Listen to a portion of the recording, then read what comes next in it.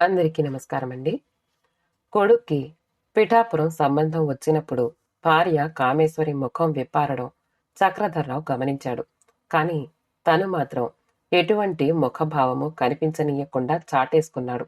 అంతేకాదు, మొదట భార్య వద్ద కాకుండా ఆ సంబంధం పూర్వపరాల గురించి కొడుకు విరూపాక్షరావుకి విడిగా వివరించి చెప్పాడు. తమతో పోల్చి చూసుకుంటే తమకంటే పై స్థాయిలో ఉన్నట్లు అనిపించి విరూపాక్షరావు కూడా పిఠాపురం సంబంధం పట్ల ఆసక్తి కనబరచలేదు. దాంతో తండ్రి ఇద్దరు తమకు తామే డిసైడ్ అయిపోయి నిస్పందనగా ఉండిపోయారు. కాని వాళ్ళనుకున్నట్లు విషయం అంతటితో ఆగలేదు. అటు నుంచి ఒత్తిడి పెరిగింది. దానికి భూపతి సతీమణి వేగిరపాటు కూడా తోడయ్యింది.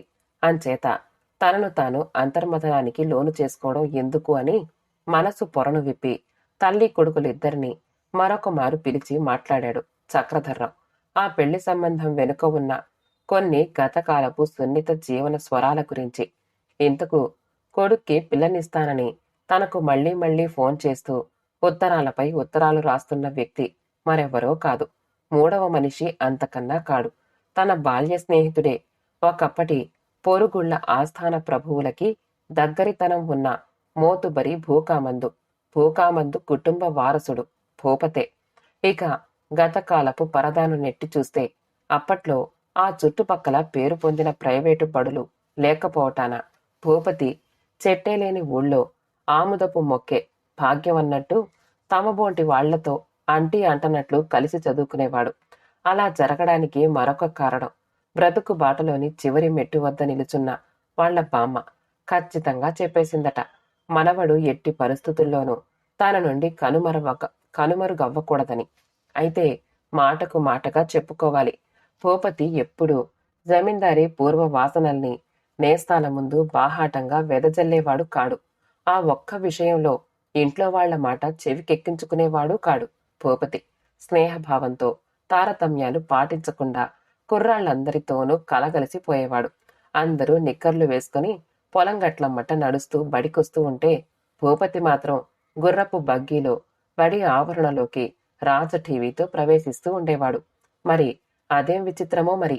అందరూ భూపతికి దగ్గరవ్వడానికి ఆరాటపడుతున్నా అతడు చక్రధర్రావు పట్ల మాత్రం వెట్టన్నది లేకుండా సౌజన్యత చూపించేవాడు. ఎదురు పడినప్పుడల్లా తనను గుర్రబండ్లోకి ఎక్కించుకుని తనతో తీసుకెళ్లేవాడు. పెద్దవాళ్ల కుటుంబాలతో ఆ నేస్తాలేమిట్రా అని అమ్మా నాన్న సూటిగా చూస్తూ మందలించేటప్పటికీ తనలో విపరీతమైన జంకు పుట్టుకొచ్చేది. వాడి చూపు నుండి, వాడి దారి నుండి తప్పుకునేందుకు ప్రయత్నించేవాడు తను. కాని ఆ విషయంలో వాడికి దొరికిపోయేందుకు ఎక్కువసేపు పట్టేది కాదు. తనతో పాటు లాక్కుపోయేవాడు. తానేమో పండగ పబ్బాలకు కొత్త నిక్కరు వేసుకుని ముఖాన్ని చాటంత చేసుకుని బడికొస్తే వాడేమో జిలుగు వలువలతో జిగేల్వని షేర్వాణి తొడుక్కుని జమీందారీ దర్పంతో వచ్చేవాడు.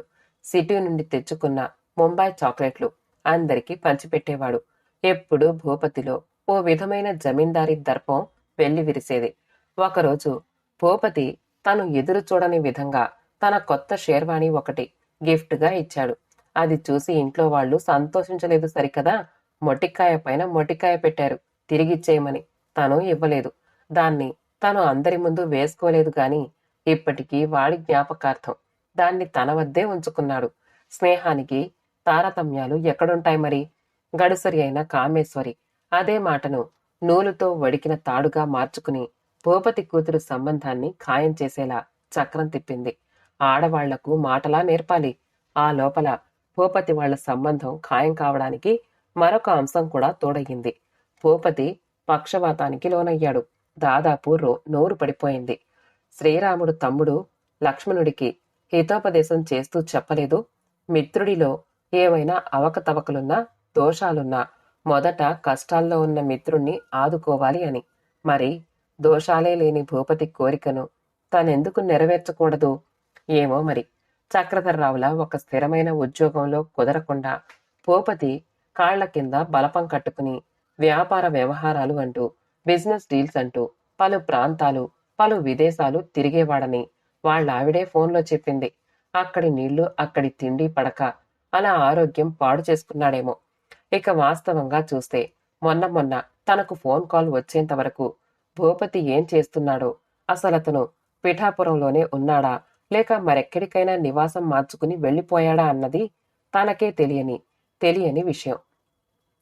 ఎట్టకేలకు మిత్రులిద్దరి కుటుంబాలు బంధుత్వాల పూలహారాలతో ఒక్కటయ్యాయి. ఎంత లేదనుకున్నా, ఎంతగా మనసులు విప్పి మెసలినా కొన్ని కుటుంబాలకు కొన్ని ఆనవాయితీలు, జీవన నేపథ్యాలు అతకని బొంతల్లా వాటికవి తేలిపోతూ ఉంటాయి. ఆ రీతిన రమ్యకు అత్త వరసైన మాజీ మున్సిపల్ చైర్మన్ గారి భార్య రమామణి పెళ్లికి ముందు, పెళ్లైన తర్వాత కూడా చెప్పవలసినవి చెప్పకూడనివి అన్న విభజన రేఖ పాటించకుండా మనసుని గింగిర్లెత్తించే విధంగా బోధన చేసి వెళ్ళింది. ఇక వరసకి చిన్నమ్మ అయిన పబ్లిక్ ప్రాసిక్యూటర్ గారి భార్య భామామణి మాత్రం తక్కువ తిందా ఏమిటి? ఆమె కూడా జత కలిసి డబుల్ బ్యారెల్ గన్నులాగా రమ్య మెదడుని మరింత పదును చేసింది. ఎలాగంటే విరూపాక్షరావుకి రిటైర్ కాబోతున్న తండ్రి ఉన్నాడని, అతనితో పాటు వయసు మళ్లిన ఆయన భార్య ఇప్పటికే వంగిపోయిన నడుంతో తడబడి నడుస్తున్నదని, వాళ్ళిద్దరి మందుల ఖర్చులకు కుప్పలుగా పోగుపడతాయని, పాటు పెళ్లిడికొచ్చిన చెల్లి కూడా ఒక్కటి సిద్ధంగా ఉందని, ఆ కారణాన ఇంటి ఖర్చులన్నీ రమ్య భర్త నెత్తిపైనే పడతాయని ముందస్తు చూపుతో మెసలకపోతే రమ్య కాపురం కొల్లేరవ్వడం ఖాయమని హెచ్చరికలపైన హెచ్చరికలు జారీ చేసింది. ఇకపోతే అత్తగారి ఆరళ్ళు, మావగారి అజమాయిషీలు ఎలాగూ తప్పవు కాబట్టి ఊబిలో పడ్డ దూడలా గింజుకోకముందే, వయసులోని పసిమిలు తగ్గకముందే మొగుణ్ణి కొంగున కట్టుకుని గట్టు దాటేయమని ఇద్దరూ ఏకమాటగా నూరిపోశారు. అంతటితో ఊరుకున్నారా? లేదు. వెళుతూ వెళుతూ గుర్రం వెనుక కాళ్లతో ఒక్కటిచ్చి మరీ ధీమాగా సాగినట్లు మరొకటి కూడా చెప్పారు. మెట్టింటి వాళ్లది మధ్యతరగతి కుటుంబం కాబట్టి అక్కడి ఆడాళ్లకు అల్పమైన ఆశల పట్ల ఆరాటం ఎక్కువని, ఇరుగు పొరుగు వారి మాటల ప్రభావమో, మేనత్త పిన్నిలు ఇద్దరూ కలిసి ఇచ్చిన హితోపదేశాల ఫలితమో మరి పెళ్లి పందిరిలో రమ్య ముఖాన పెళ్లి కళ తగ్గినట్లే కనిపించింది.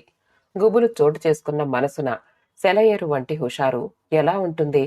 కన్నవాళ్లను విడిచి మెట్టింటికి వెళ్లే కన్నెపిల్లకి ఏది చెప్పాలి, ఎంతవరకు చెప్పాలి అన్నది బిడ్డా పాపలతో సంసారాలు సాగించే ముత్తైదువులకు కదా తెలుసుండాలి. బెంబేలు పడిపోయేలా చేయడంలో ఔచిత్యం ఏముంటుంది? మనుగడుపులు పూర్తయి పురోహితులు జ్యోతిష్కులు సూచించిన శుభ ఘడియ ప్రకారం రమ్య మెట్టింట కాలు పెట్టింది. అప్పుడు విరూపాక్షరావు చెల్లి కమలం అక్కడ ఇంటి ముంగిట ఉంచిన బ్రీఫ్ కేసుని ఇంటి లోపల పెట్టి రావడానికి వంగి అందుకోబోయింది. చికాకు కనిపించని నవ్వు ముఖంతో రమ్య చటుక్కున దాన్ని ఆడపడుచు చేతి నుండి అందుకుంది. దీన్ని నా దగ్గరే ఉండనీ కమలా, వీటిలో ముఖ్యమైన డాక్యుమెంట్లు ఉన్నాయి కదా అంటూ. ఎవ్వరూ ఏమాత్రమూ ఎదురు చూడని ఆ సంఘటనకు కమలం మోము విస్మయంతో వెలవెలబోవడం గమనించి ఆదిలోనే హంసపాద అనుకున్నాడు విరూపాక్షరావు. ఆ బ్రీఫ్ కేసులో అత్తగారింటి వాళ్లు పంపిన విలువైన నగా నట్రా ఉంటే ఉండవచ్చుగాక, వాటి విషయంలో తన జాగ్రత్తలో తను ఉండటం సముచితమే కావచ్చుగాక, కాని రమ్య ఆడపడుచుకి కంపరం కలిగించేలా కాకుండా ఇంకొక విధంగా బ్రీఫ్ కేసుని అందుకుని సుతారంగా పరిస్థితిని చక్కబెట్టుకుంటే బాగుండేమో. రమ్య డిగ్రీ హోల్డర్, ఆపాటి చతురత చూపించి అప్పటికా గడ్డు పరిస్థితిని అవలీలగా అధిగమించవచ్చు కదా. గోటితో పోయేదానికి గొడ్డలి తెచ్చుకోవడం అంటే ఇదే మరి. ఇంటి నుంచి తెచ్చుకున్న వ్యక్తిగత సామానంతటినీ, ముఖ్యంగా మొన్న అబుదాబి నుండి బాబాయ్ తెచ్చిచ్చిన కాస్మెటిక్స్, లావిష్ సెంట్ బాటిల్స్ ని, సీజనల్ మాయిశ్చరైజింగ్ క్రీముల్ని, లిప్స్టిక్ ట్యూబుల్ని తన కళ్ల ముందే ఉండేలా నిలువుటద్దం షోకేస్లో భద్రపరుచుకుంది రమ్య. నగలున్న నగిషీ పెట్టెలను ఎవరి కంటికి ఆనని విధంగా బీరువా ఉపరితలంపైకి ఎగదోసింది. అటువంటి ఖరీదైన కాస్మెటిక్స్ కాని ఆడపడుచుల కళ్ళపడితే ఇక ఒక్క పట్టాన విడిచిపెట్టరని, కన్ను మిన్ను తెలియని రీతిన చొరవ తీసుకుని ఎగరేసుకుపోతారని మేనత్తులు పిన్నులు ఆమెకు శంఖం ఊదినట్లు చెప్పి సమాయత్తం చేసి పంపించలేదు. మెట్టింటికి వచ్చిన 3 రోజులకే రమ్యకు అనుకున్న దృశ్యం ఎదురయ్యింది. మునుపటి పిడియాన్ని పక్కన పెట్టి కమలం ఆ రోజు ఉదయాన్నే భార్యాభర్తల గదిలోకి సరాసరి వచ్చేసింది. 2 చేతుల్లోనూ కాఫీ కప్పుల్ని ఉంచుకుని, ముఖం నిండా ఆప్యాయతల్ని నింపుకుని, ప్లాటినం తీగలా ఉన్న వదినా, నిన్ను చూడాలే గాని ర్యాంపులపై విరగబడి నడిచే ముంబై మోడల్స్ దిమ్మెత్తిపోతారనుకో అంటూ కప్పుల్ని టీపాయ్ నుంచి రమ్య 2 చెంపల్ని నిమిరి, ఇదిగో మళ్ళీ వచ్చేస్తాను అంటూ వెళ్ళిపోయింది కమలం. మళ్ళీ ఎందుకు రావడమో, ఇప్పటికీ మెరమెచ్చులు చాలవా అన్నట్టే భార్యాభర్తలిద్దరూ కాఫీ తాగడం పూర్తి చేసే సమయానికి కమలం మళ్ళీ వచ్చేసింది. లేచిందే లేడి పరుగుల. పొడవాటి మల్లెదండను తడిగుడ్డలో చుట్టి అందించింది. మల్లె పందిరి మనింటి పెరట్లోనే ఉందొదినా, ఈ సాయంత్రం కనకాంబరాలు గుదిగుచ్చి ఇస్తాన్లే. కల్లా కపటం లేని చెల్లెలి ముఖం చూసి విరూపాక్షరావుకి ముచ్చటేసింది. కాని రమ్యకు అలా అనిపించలేదు. ఊహల్లోనే లెక్కలు కడుతూ అనుకుంది, ఈ పాటికి గదిలోని విలువైన వస్తువుల్ని చూసే ఉంటుంది. సాయంత్రానికొచ్చి ఏం చేస్తుందో మరి. ఆడపడుచులందరూ తెంపరితనంతో చెలరేగిపోయే నంగనాచులని పెద్దమ్మలు, అత్తయ్యలు ముందుగానే హుషారుపరచలేదు. ఎక్కడ ఏమి జరిగిందో మరి. కమలం మళ్ళీ రమ్య గదిలోకి రాలేదు. సంధ్యాహారతి వేళ అయిన తర్వాత కూడా ఆడపడుచు అలికిడి వినిపించలేదు. ఇక ఉండబట్టలేక భోజనాల సమయానికి ఆమె అలా ఆరు బయటికి వెళ్లి చూసింది. వసారా గదిలో ట్యూబ్లైట్ల కాంతిలో కాలేజీ నోట్స్ రాసుకుంటూ కనిపించింది కమలం. అంత బుద్ధిశాలితనంతో ఒదిగి కూర్చుందంటే ఏదో జరిగే ఉంటుంది. అత్తయ్య గట్టిగా మందలించే ఉంటుంది. ఎంత అన్నయ్య అయితే మాత్రం కొత్తగా పెళ్లి చేసుకున్న వాళ్ల గదిలోకి అలా తుర్రుతుర్రున దూసుకుపోవడం సభ్యత కాదు సుమా అని. రమ్య నవ్వుకుంటూ గదిలోకి మరలెందుకు తిరిగేటప్పటికీ అత్తయ్య రానే వచ్చింది ఎదురుగా. ఆమెకు పొడవైన కనకాంబర మాలను నవ్వు ముఖంతో అందించి వెళ్లిపోయింది. రోజులు గడుస్తున్నాయి. ఒకరోజు ఉదయం కాలేజీకి వెళుతూ కమలం అన్నయ్య వద్దకొచ్చింది. అప్పుడు రమ్య స్నానం ముగించుకుని స్నానాల గది నుండి బయటికొస్తోంది. అన్నయ్య, నేను మా బ్రాంచీ స్టూడెంట్లతో కలిసి ఎక్స్కర్షన్ వెళ్తున్నాను. షర్టు వేసుకుంటున్న వాడల్లా చెల్లివైపు చూసి, ఎవరు వద్దన్నారు, హాయిగా వెళ్ళు అన్నాడు విరూపాక్షరావు. కమలం నవ్వి, మరి డబ్బులో అంది. విరూపాక్షరావు ఇక మాట్లాడకుండా పర్స్ తీసి ఎంత కావాలి అని అడిగాడు. 3500 అంది కమలం. అప్పుడు అక్కడికి దూసుకొచ్చిన రమ్య భర్త చేతిలో నుంచి నోట్లను అందుకుని ఏ స్పాట్కి వెళ్తున్నారు అని అడిగింది. సేలంలోని ఏర్కాడ్ అని చెప్పింది కమలం. అలాగా అని తల ఊపుతూ 2500 రూపాయలు లెక్క పెట్టి ఇచ్చింది. చాలదు వదినా, మధ్యలో ఎక్కడైనా షాపింగ్ చెయ్యాల్సి వస్తే హైదరాబాదులో లేని షాపింగ్ మాల్ ఎక్కడెక్కడి ఊరు వాళ్ళో ఇక్కడికొచ్చి మేలి రకం ముత్యాలు, పగడాలు, రంగుల రాళ్ళు, డిజైనర్ గాజులు కొనుక్కుంటారు. అదంతా ఎందుకు గాని నువ్వు ముందు టూర్ ముగించుకుని రా. ఆ తర్వాత మనిద్దరం కలిసి షాపింగ్ వెళ్ళొద్దాం, సరేనా? దానితో కమలం ముఖం మారిపోయింది. అదోలా చూస్తూ నోట్లను పిడికిట్లో బిగించుకుని రివ్వున గది నుండి వెళ్లిపోయింది. తను పుట్టి పెరిగిన ఇంట్లో తనకున్న ప్రాధాన్యత క్రమంగా తగ్గుతుంది అన్నది గ్రహించింది కమలం. మొదట్లోనే అడ్డుకట్ట వేయకపోతే ఈ ఆడపడుచు ఆగడాలకు అంతే ఉండదు మరి. ఇది రమ్యలోని నిశ్శబ్ద నినాదం. వదిన ఆడపడుచుల సంభాషణంతా హాల్ క్యారిడర్లో కూర్చుని వింటున్న చక్రధర్రావు, కామేశ్వరి విన్నారు.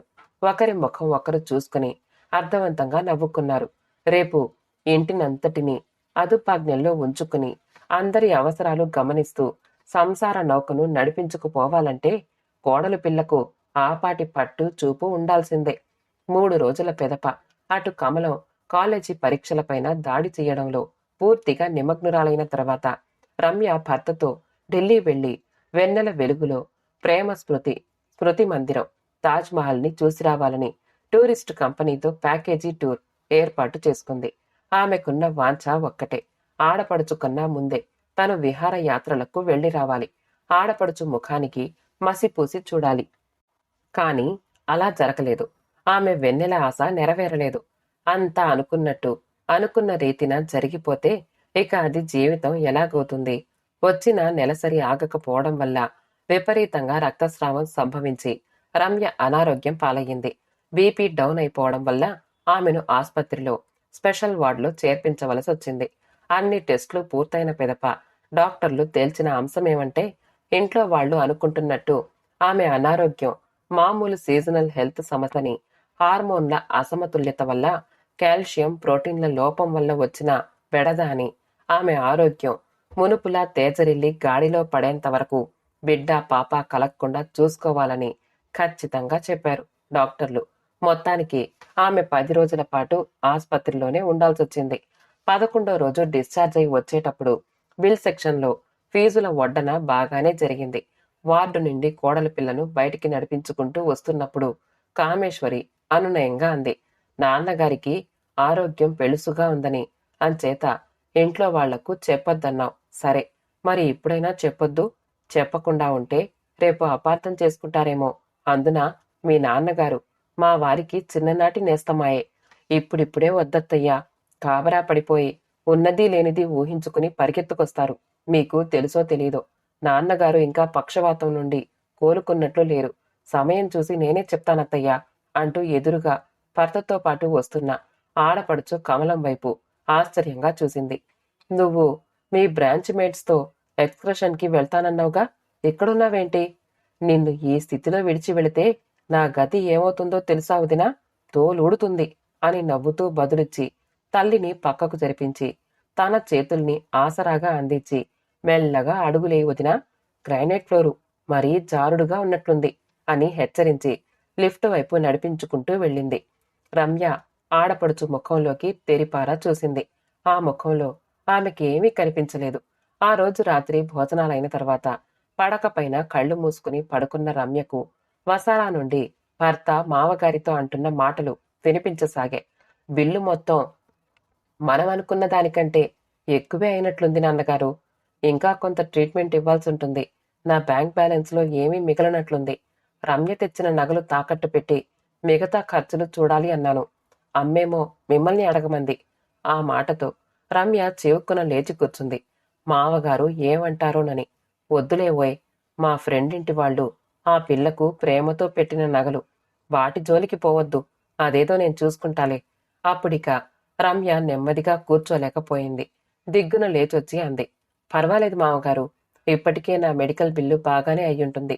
నగలు తాకట్టు పెట్టనియండి. తర్వాత ఎలాగో విడిపించుకుంటాం కదా.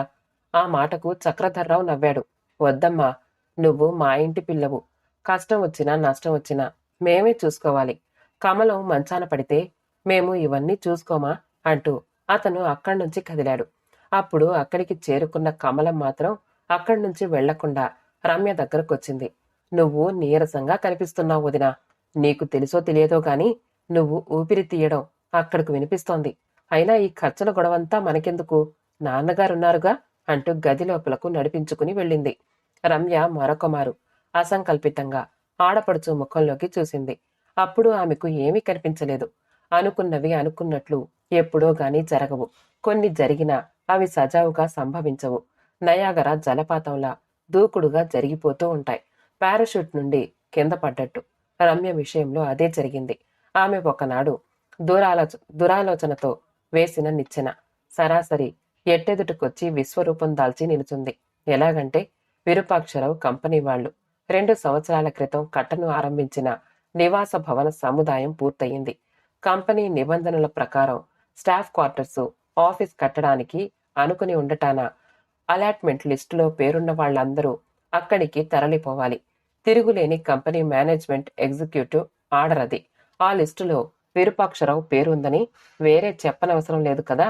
కాని రమ్యకు అది ఉపశమనంగా తోచలేదు సరికదా. ఆమె ముఖాన మాడంత వర్షాకాలపు మబ్బు చోటు చేసుకుంది. జరిగిన విషయం రమ్య చెవిన వేసి ఆఫీస్కి బయలుదేరబోతున్న భర్తను చేతులు పట్టుకుని గది లోపలికి పిలుచుకొచ్చింది. ఏమండి, ఇది మన సొంత ఇల్లే కదా. తల ఊపాడతను. దీన్ని దొరికినంతలో బాడుక్కిచ్చేసి అత్తా మావగారు మనతో పాటు వచ్చేయొచ్చుగా. మరి కమలం సంగతి? నవ్వుతూ అడిగాడు విరూపాక్షరావు. అదేం ప్రశ్నండి? మా ఆడపడుచు మనతో రాకుండా ఇంకెక్కడుంటుంది? అతడు కొన్ని క్షణాల పాటు మౌనంగా భార్య ముఖంలోకి చూస్తూ ఉండిపోయాడు. ఆమె అతన్ని కుదిపింది వదిలివ్వమని. వాళ్ళు మనతో రారు. ఆమె ఆశ్చర్యంగా చూస్తూ అడిగింది. ఎందుకంట? మీ వాళ్ళు స్టాఫ్ క్వార్టర్స్కి అమ్మా నాన్నల్ని, తోబుట్టువులని రానివ్వరా ఏమిటి? అటువంటి రూల్ ఏమైనా ఉందా? అతడు మళ్లీ మౌనంగా ఉండిపోయాడు. చెప్పండి, కంటనీరు పర్యంతమవుతూ భర్తను గట్టిగా కుదుపుతూ అడిగింది రమ్య. అతడు నిదానంగా చూస్తూ అన్నాడు. అంటే ఇంట్లో జరుగుతున్నదంతా నువ్వు గమనించడం లేదన్నమాట. నాన్న త్వరలో ఉద్యోగ విరమణ చేయబోతున్నారు అన్నది తెలుసా? తెలుసు అన్నట్టు తల ఊపింది రమ్య. అందుకని మనకెలాగూ స్టాఫ్ క్వార్టర్స్ దొరకబోతోంది కాబట్టి ఇల్లు అమ్మకానికి పెట్టే ఏర్పాటు చేశారు నాన్న. అడ్వాన్స్ కూడా తీసుకున్నారు. అంతేకాదు, కమలానికి పెళ్లి సంబంధం ఊరికెళ్ళి చూస్తేనే అనువుగా ఉంటుంది అన్నది అమ్మా నాన్నల అభిప్రాయం. మనం క్వార్టర్స్కి షిఫ్ట్ అయిపోగానే వాళ్ళందరూ ఊరెళ్ళిపోతారు. అక్కడ మాకు పెంకుటిల్లు ఉంది కదా, 5 ఎకరాల మాగాణి కూడా ఉంది కదా, అవన్నీ చూసుకుంటూ అక్కడే ఉండిపోతారు. అదే ఆయన జీవితంలో మిగిలిపోయిన చిరకాల వాంఛ.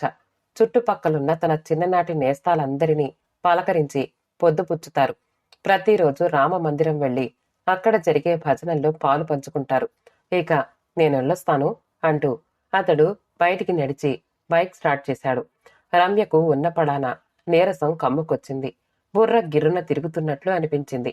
నెత్తిని 2 చేతులతో గట్టిగా పట్టుకుంటూ అత్తయ్యా అని బాధగా అరిచింది. ఆశ్చర్యం, అప్పుడామెకు పుట్టింట్లోని వారెవ్వరూ జ్ఞాపకం రాలేదు, అత్తయ్య తప్ప. కథ సమాప్తమండి. కథ నచ్చితే లైక్ చేయండి, షేర్ చేయండి, కామెంట్ చేయండి. మా ఛానల్ని సబ్స్క్రైబ్ చేసుకోండి. ఆల్ అనే బెల్ బటన్ని నొక్కండి. మళ్ళీ కలుద్దాం ఇంకో మంచి కథతో.